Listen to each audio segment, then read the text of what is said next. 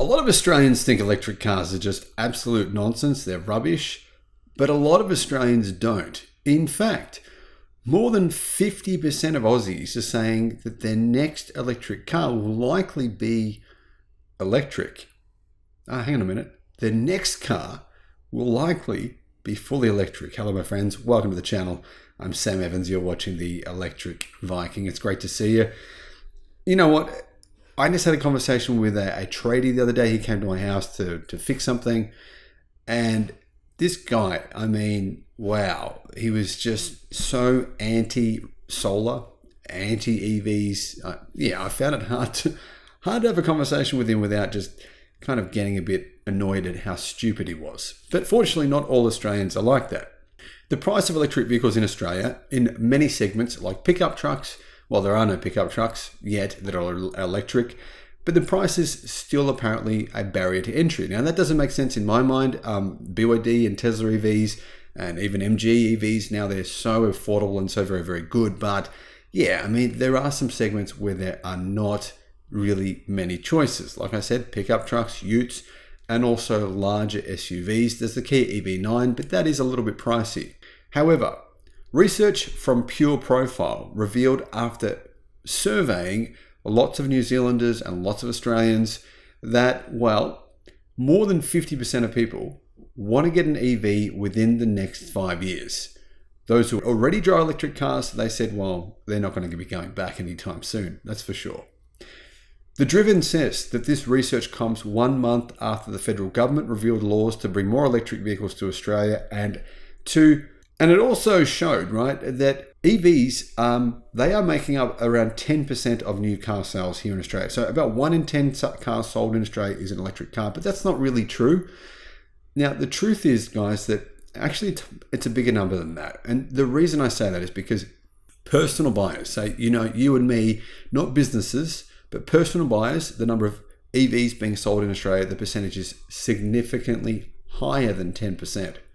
Now, of course, if you add in all these businesses who are buying, combustion vehicles from Toyota. Toyota is the biggest company in Australia when it comes to fleets, and Toyota doesn't sell EVs really, or it just started selling the BZ4X. I just saw one today for the first time ever, but Toyota sells a minuscule amount of EVs here. So because Toyota sells so many vehicles in fleets to these business deals, it skews the numbers. It makes it look like EVs are not as popular in Australia as they actually are. Pure Profile's latest study surveyed more than 2,000 Australians and 1,000 New Zealanders. It found more than half of Australian drivers intend to purchase a new car in the next year.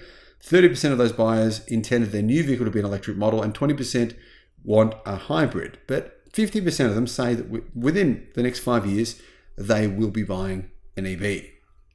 The biggest reason behind buying an EV, the study said, was fuel savings, environmental benefits, and energy efficiency, as well as using solar power to fuel their cars.